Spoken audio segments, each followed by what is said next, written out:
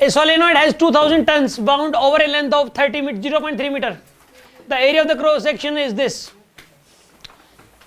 Around its central section, a coil of 300 tons is wound. If an initial current of 2 ampere in the solenoid is reversed in 0.25 second, then the EMF induced in the coil is. एक solenoid दे रखी है आपको, ये solenoid दे दी, 2000 ton है इसके ऊपर, इसकी length कितनी यहाँ पे 0.3 मीटर है, और इसके ऊपर कितनी टन है बताइए, 2000 इसके ऊपर टन है, 2000 है, कितनी लेंथ है इसकी 0.3 मीटर है। The area of the cross section is कितना है बताइए इसका 1.2 into 10 raise to power -3। Around the central section a coil of 300 turn is bound. यहां पे ये जो सेंट्रल सेक्शन है इसका कितनी टन लपेट दी इसके ऊपर, इसके ऊपर 300 टन और लपेट दी। Even initial current of 2 ampere in the solenoid is reversed in 0.25 seconds. ये कह रहा है कि यहाँ पे 0.25 एम्पियर करंट चल रहा था इसमें, 0.25 एम्पियर, और ये रिवर्स कर दिया कितने टाइम में, सॉरी 2 एम्पियर था करंट, 2 एम्पियर था, 0.25 सेकंड में रिवर्स हुआ है, 2 एम्पियर था और 0.25 सेकंड में रिवर्स हो गया, यानी चेंज कितने का आया 4 एम्पियर का।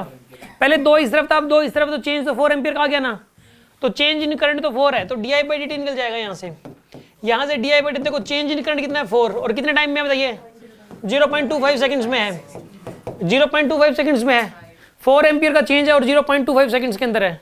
तो क्या करोगे बताइए यहाँ पे 4 डिवाइड बाई में 25 इंटू 100 हो जाएगा ना यहाँ पे, तो यहाँ पे 16 आएगा, ये di/dt की वैल्यू आ गई।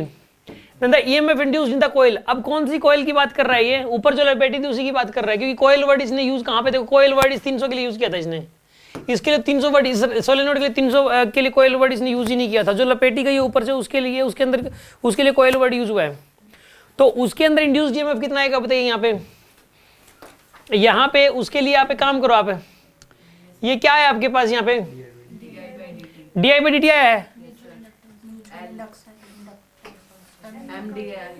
अब mdi/dt करोगे ना इंड्यूस्ड EMF निकालने के लिए, इंड्यूस्ड EMF निकालने के लिए mdi/dt करोगे, m पता है क्या इसका, अब इसका जो m है, इस पूरे सिस्टम का m निकालने का तरीका मैंने बताया था आपको, मैंने कहा था ये फॉर्मूला बार बार यूज होता है, mu naught n1 n2 by l into a, यही था ना फॉर्मूला, ये पूरे सिस्टम का m होता है, ठीक है ना। तो म्यू नॉट n1 की वैल्यू कितनी यहाँ पे, n1 तो 2000 था, ठीक है, और n2 कितना बताइए यहाँ पे 300 है, इंटू एरिया कितना है इसमें 1.2 into 10 raise to power by l, length कितनी है यहाँ पे 0.3, और di/dt की वैल्यू कितनी यहाँ पे 16।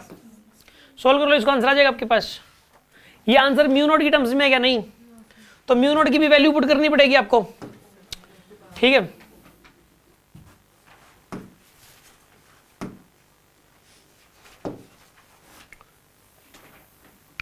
हाँ जी, कैसे करेंगे बताइए आप इसको।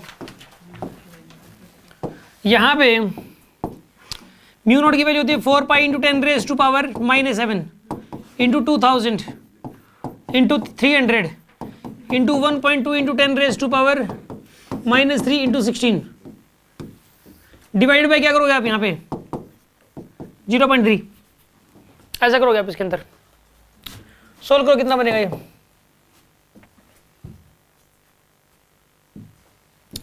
कैसे करेंगे बताइए आप इसको, कैसे सोल्व करें। पहले तो ना एक काम करो, 4 इंटू 3.14, ठीक है, इंटू एक तो 2 ये रहा, इंटू एक गिरा 3, एक 1.2 और एक इंटू में 16 और नीचे 3 है। अब सुनो, अब मल्टीप्लाई बाय, ये 10 रेज टू -7 है और ये 10 रेज टू पावर 5 है प्लस 5, ये 10 रेज टू -3 है, और ये 10 0.3 का 3 कर दिया मैंने, 10 ऊपर भी आ जाएगा एक, ठीक है जी।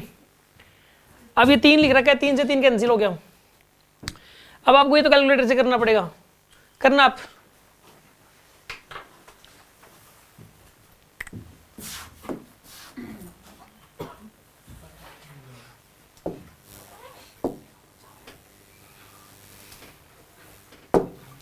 Subject discipline tool maths, calculator था क्या इसमें कहीं? ये कैलकुलेटर।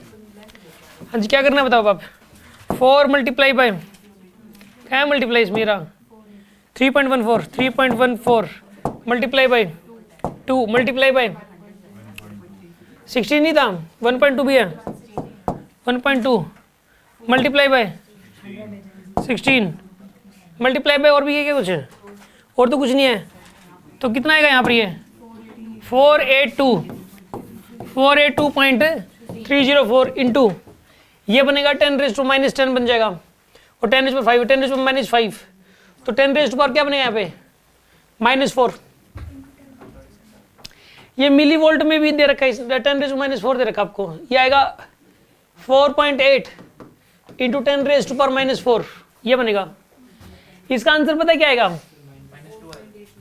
ये आंसर आएगा 48 MeV। पता है क्यों? क्योंकि आप इसको लिख सकते हो, क्या कह रहे हो? 10⁻⁻2 आएगा क्या नीचे? इसमें कुछ